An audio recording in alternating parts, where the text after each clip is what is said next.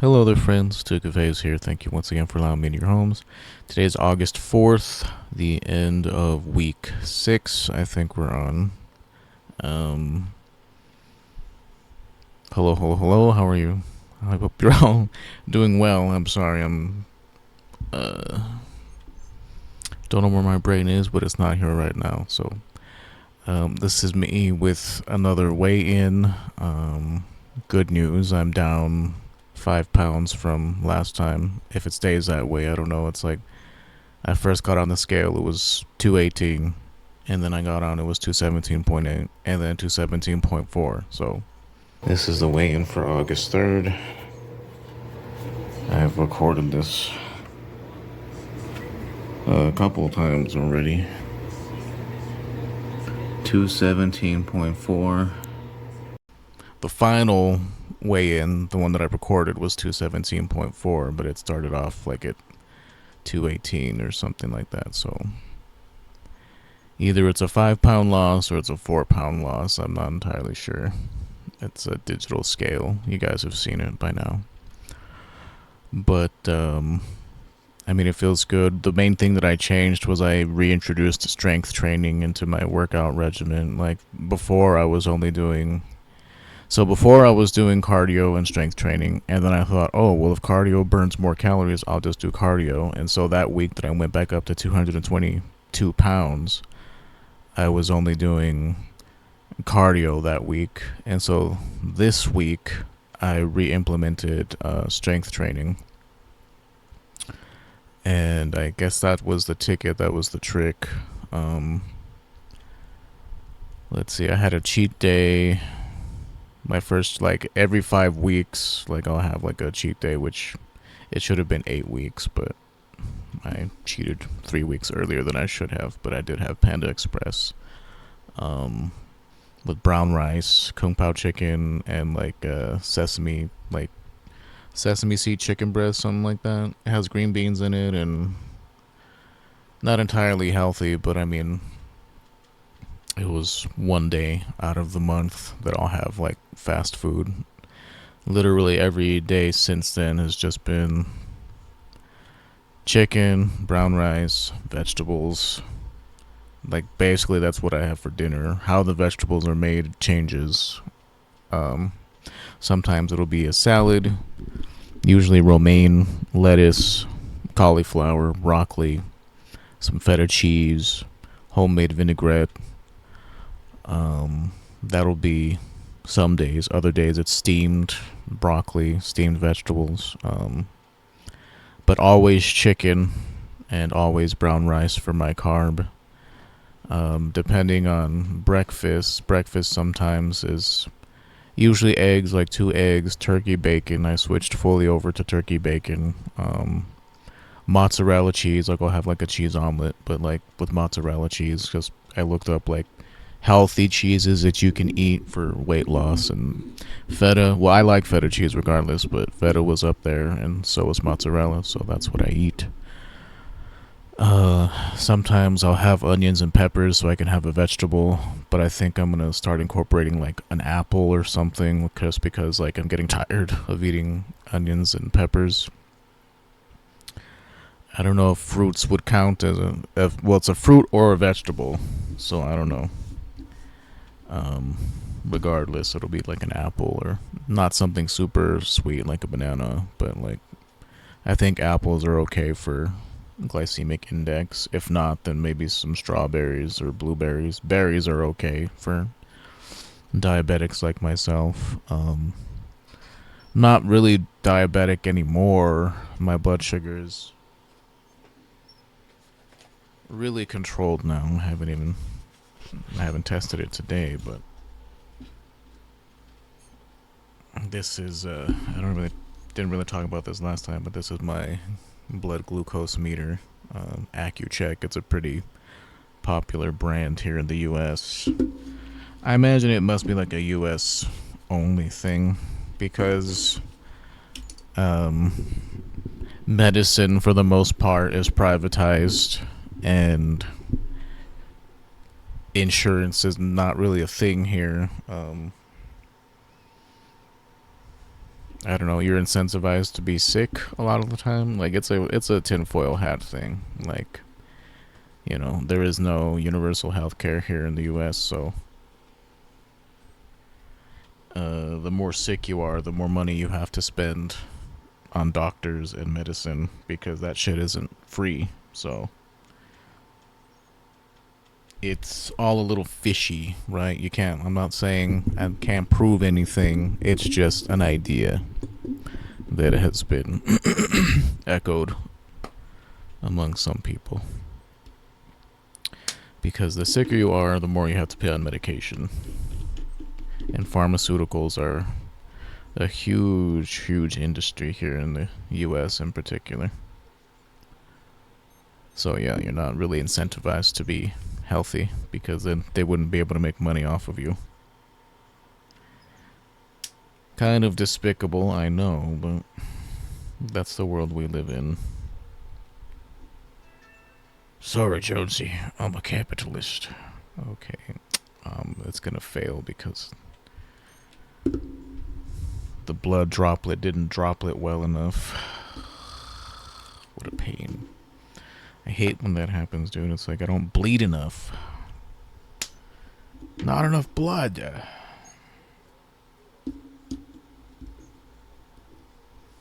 And you can't, you're not supposed to get the blood first and then put it in. You're supposed to put it in and then get a sample of your blood. But yeah, this shit kind of hurts.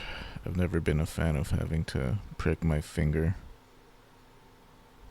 Again, this is probably not going to work. There, we got it. 115, which is normal. Like I said yesterday, I kind of also had like 2 snack cakes. I don't know what you call them, the ones that have like strawberry inside, and they're not Pop-Tarts, but they're like swirls. I had 2 of those yesterday, so I'm not surprised that my blood sugar is 115, but it's still normal. It's just whenever I'm fasting, it goes down to 88, I want to say. I usually have my first meal of the day 1 o'clock, 2 o'clock range. During the weekdays, it's closer to 2 o'clock. I do my first workout of the day at 11 a.m. But 115, I didn't get a chance to show you.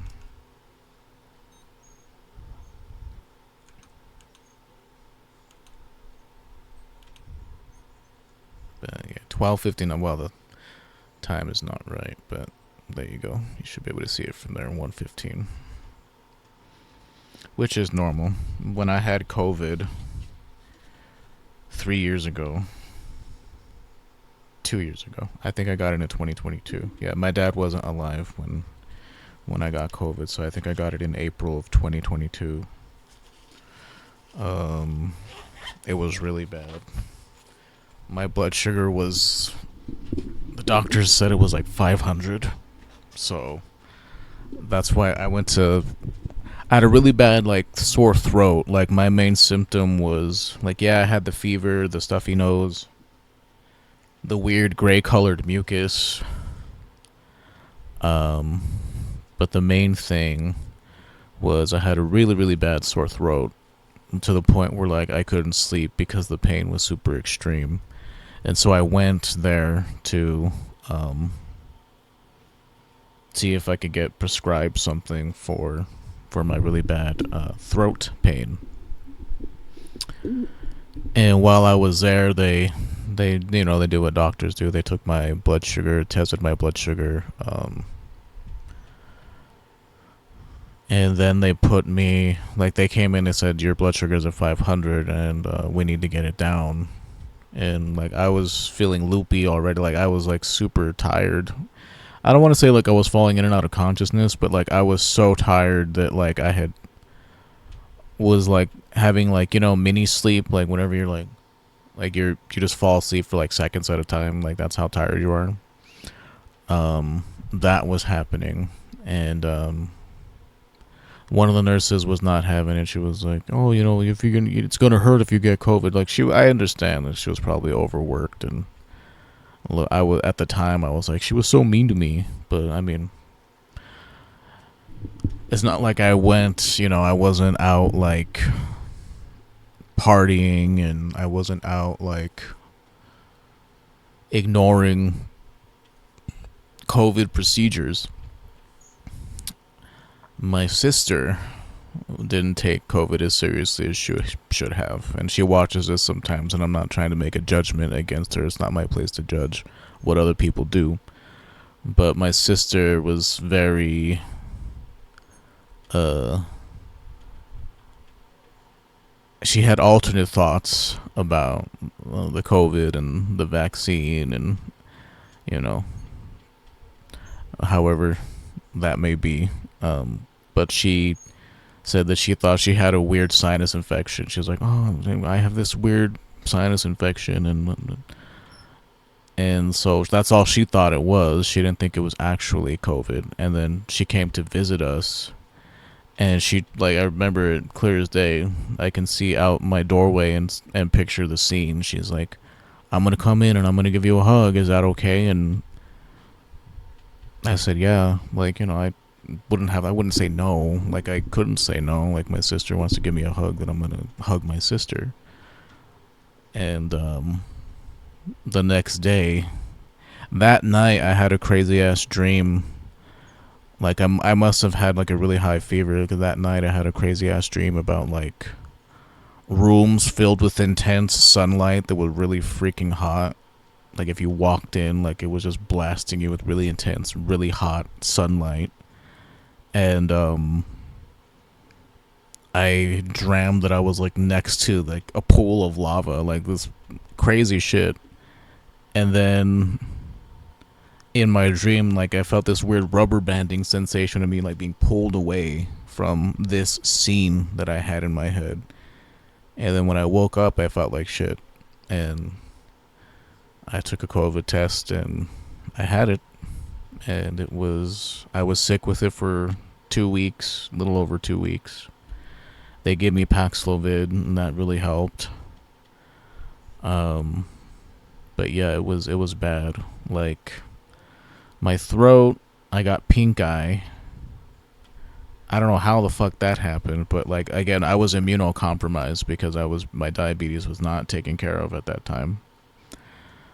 And so like everything hit me like a ton of bricks, like the throat, the actual COVID symptoms itself.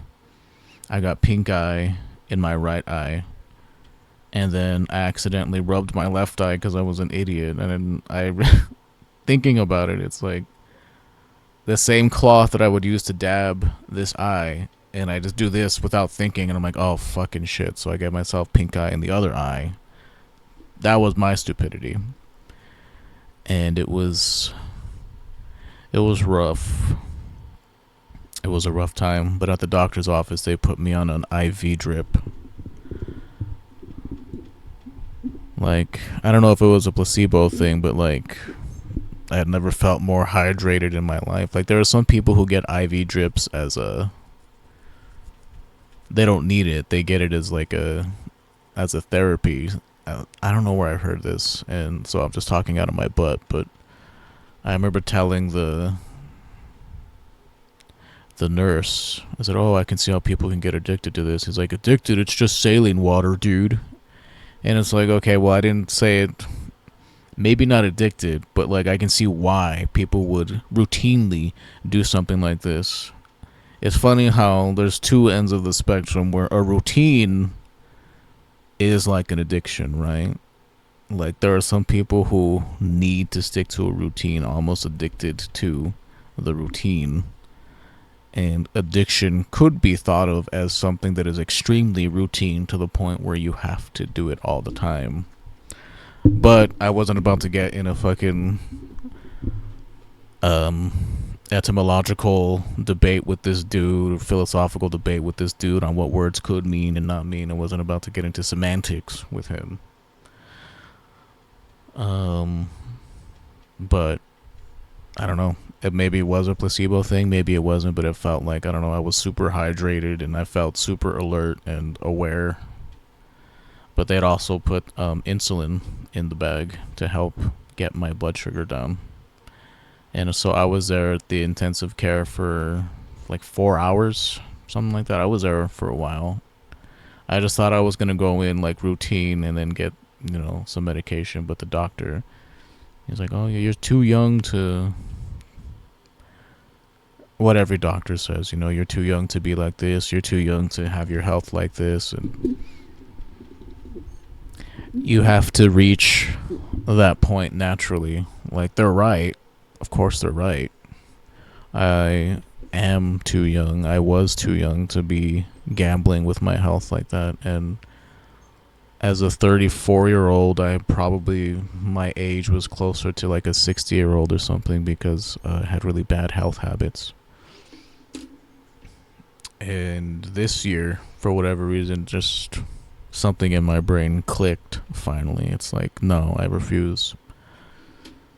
I refuse, I refuse, I refuse. Like, time waits for no one. And all the things I wanted to accomplish, still want to accomplish, like,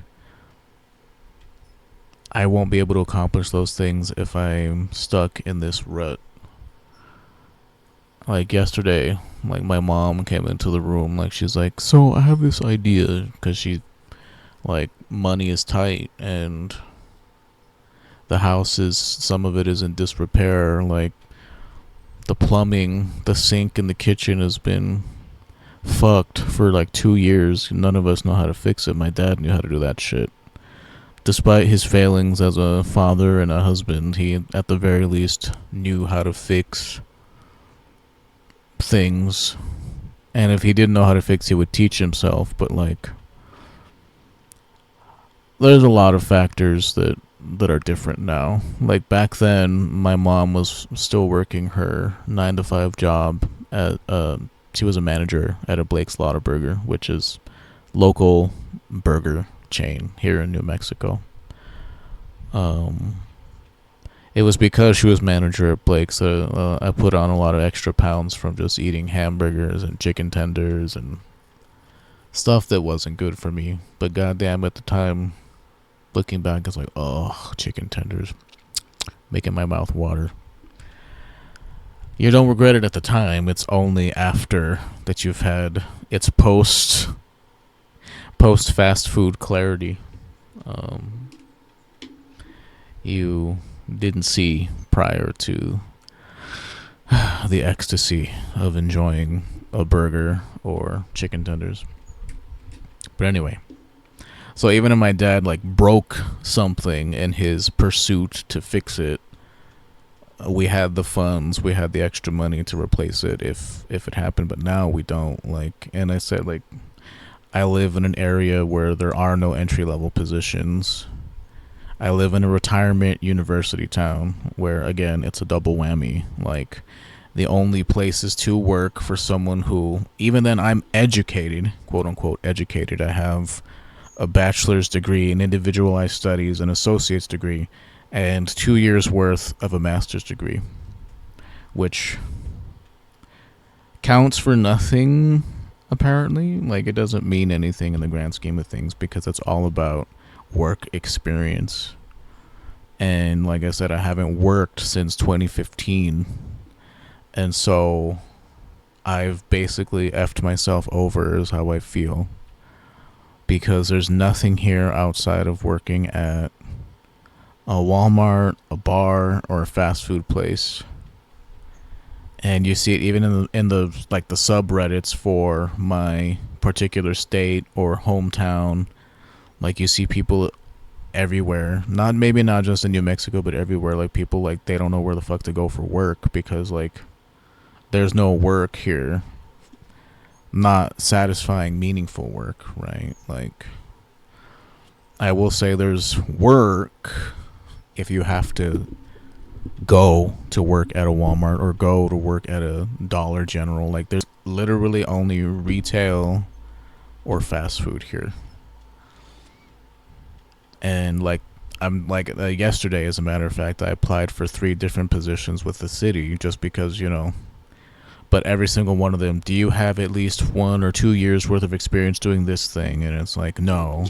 But like, one of the positions that opened up was library assistant. rank 1, which said it was an entry level position, so I signed up for it like immediately, applied for it immediately. But it's like I have no references outside of old professors at this point who, you know, I was kind of teacher's pet with them, so I imagine if I asked them, they would be a reference for me. But it's like I feel weird, especially since I didn't keep in contact with them. Like, I don't want it to feel like this weird transactional thing. Like, hey, well, you were my professor for so many years. Would you be willing to vouch for me? Like, they don't know me anymore, basically, and I don't know them. Kind of, you can kind of pick off, but one of them was my German teacher, my German and linguistics teacher. She was really cool. And if I asked her, she probably would. But she's getting on in years. She must be in her mid to late 70s, that lady. So, I, my resume, I know how to BS a resume, but it's like, again, it's very overwhelming at times, like having to, because it just feels like homework, it just feels like busy work, it just feels like, why do I have to do this? I have to, there are free like resume templates and you can use them and nobody really cares at the end of the day.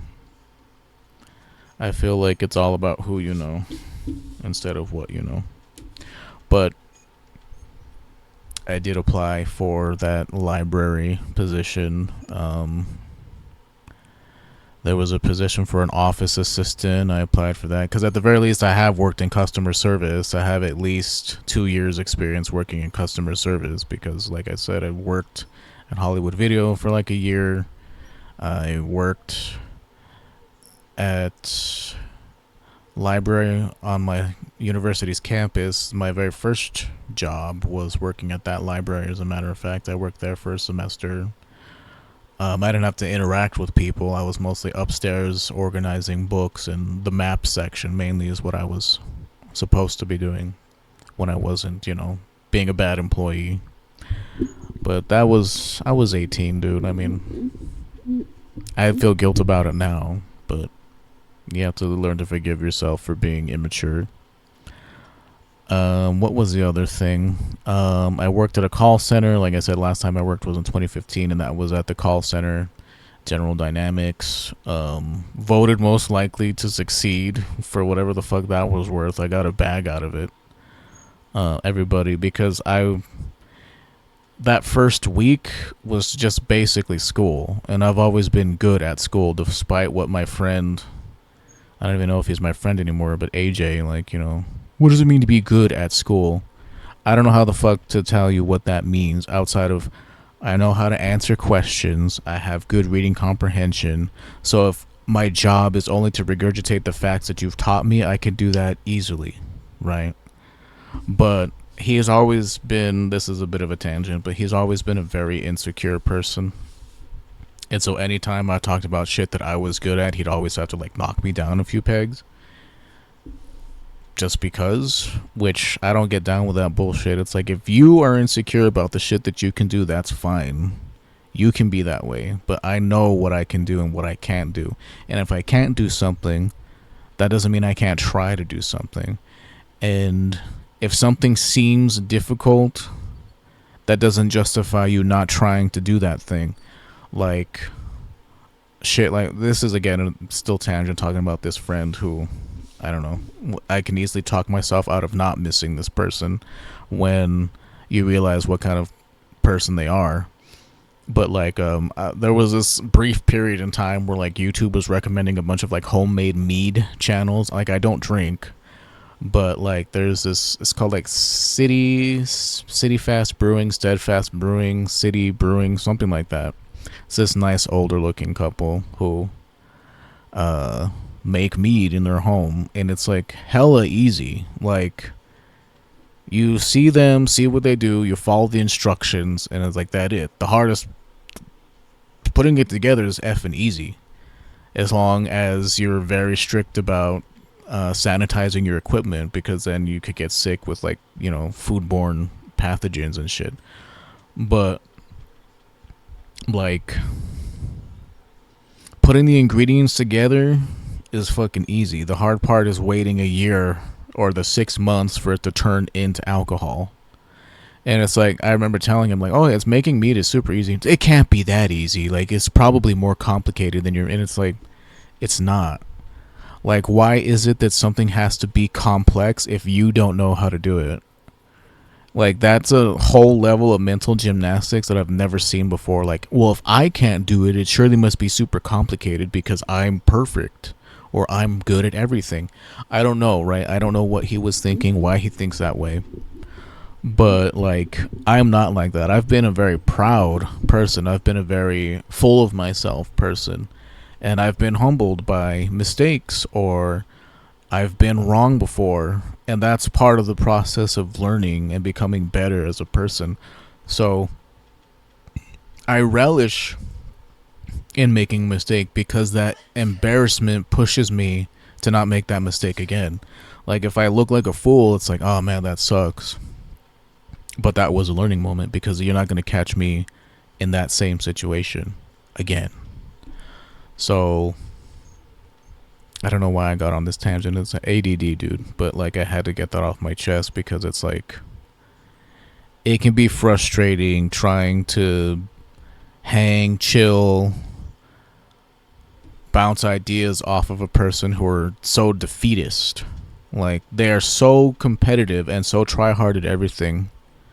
But they assume that because if it's not something they particularly understand, it must be because it's really complicated or it's really hard. And it's like, it's not that way. Like, you've already defeated yourself by putting yourself in that mindset. But, you know, like, some people, they learn from those experiences and some people don't. Some people become wise. Some people stay stagnant, you know. That was one hell of a tangent. I'm trying to figure out why I was talking about that. Oh, right. I was talking about my job in 2015. But it was basically school. It was basically learning a bunch of facts and regurgitating the facts on a test, which is what school boils down to in the US, at least primary, middle, and high school. Elementary, middle, and high school is what we call it here.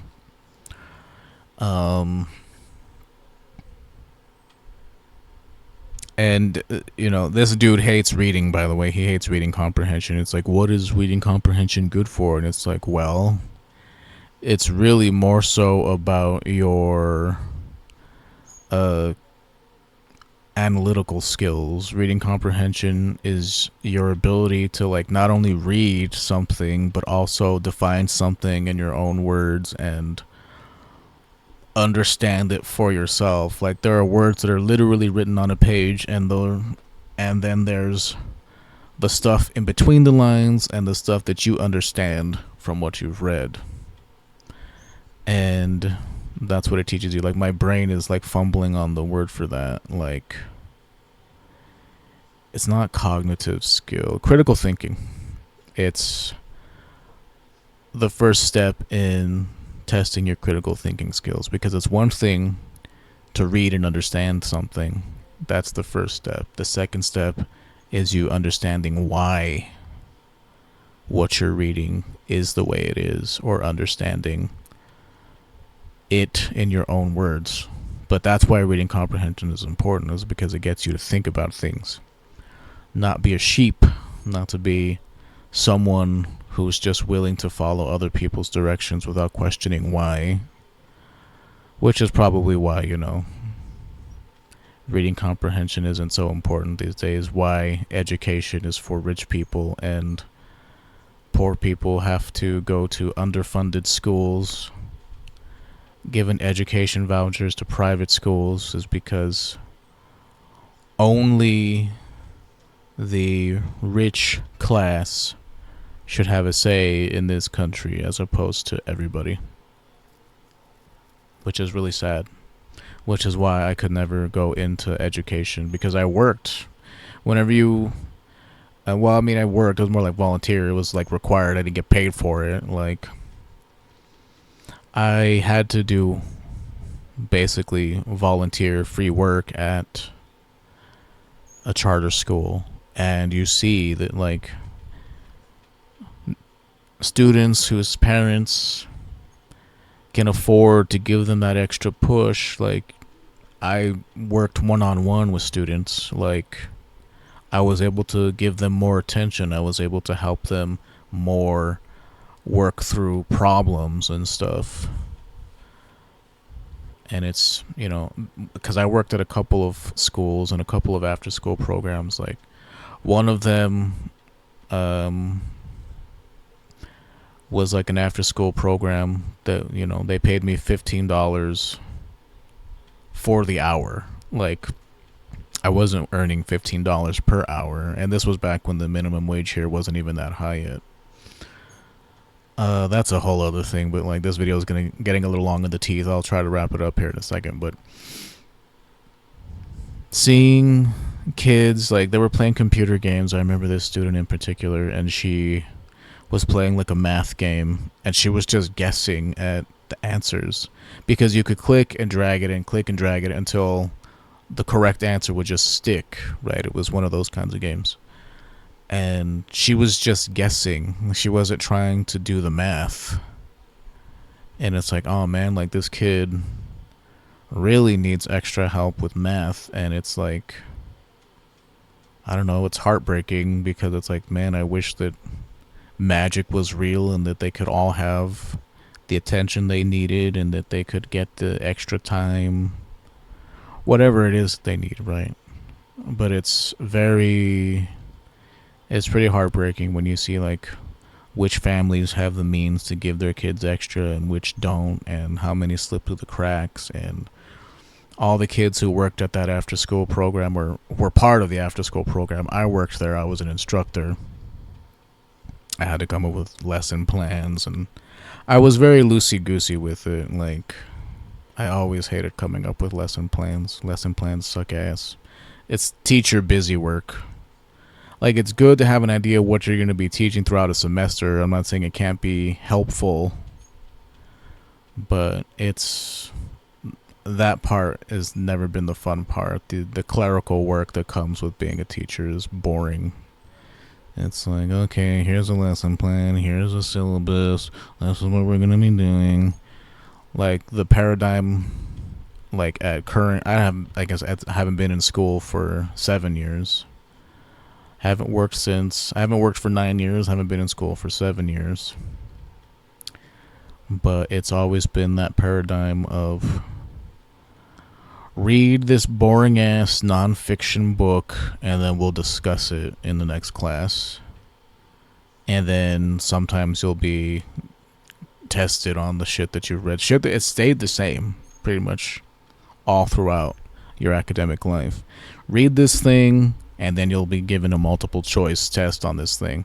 Or in the higher echelons of education, read this thing and answer these essay questions on this thing, which is even more fucking busy work. Like, that's why I could never get a PhD, because that shit is so boring to me. Like, I hate the idea of having to like come up with like my own ideas about like a certain topic, or finding something new in a field and then writing a dissertation on that thing. Like, I've never wanted to contribute that way to the collective knowledge of us, I guess. Like, you want to have, at that point it feels like you're a different kind of teacher, a different kind of person who enjoys education, because at that point you're doing research to bring something new to the table to further enlighten people, and the people that you're enlightening are already part of the ivory tower class. And I've always been used to being down here, working down here on the ground level with people instead of those up in the lofty towers, because that has appealed more to me than doing research, writing scientific papers. I've never had an interest in doing that. Just because maybe I do have ADD and that shit is just hella boring. It can't keep my attention. If I like something, I am hella interested in that thing. It doesn't take much for me to just zoom if it's something that I enjoy. But if it's something I hate, the amount of roadblocks in the way is just, it's too much. But anyway, I could talk and blather on about education and why it sucks ass and why I chose not to pursue it and why living in a small town in New Mexico sucks ass because the only jobs here are working at Walmart or trying to do something like this, YouTube, which is why I need this to succeed. I want this to succeed. So if you're watching this and you're not subscribed, please consider subbing. Like the video if you like it, dislike it if you dislike it. TLDR, I'm down 5 pounds. Yay. I will continue to lose weight until I'm at least, well, 200 pounds would be the nice first goal. I don't know. I feel like there is no real stopping point. Like, I only eat twice a day anyway. I'm not going to go back to eating 3 times a day. I don't think so. That's just not how I operate anymore. So, but one step closer to getting down to 200 at least. I finally started doing ab exercises. I can do a sit-up. I've never been able to do a sit-up before. That was crazy. I can only do 18 right now, and my abs are hella freaking sore from doing that. But today, as a matter of fact, once I'm done with this video and rendering it, I will probably go do my hour and 15 minutes of walking. My first hour and 15, and then I'm going to do another hour and 15 later. But yeah, these videos, like I said, they're loosey-goosey. They're just me talking a bunch of random shit for 37 minutes now. But thank you for watching. I really appreciate any and all who come to watch these videos. I hope that you're getting something out of this. Like it if you like it. Dislike it if you dislike it. I'll see you guys next week.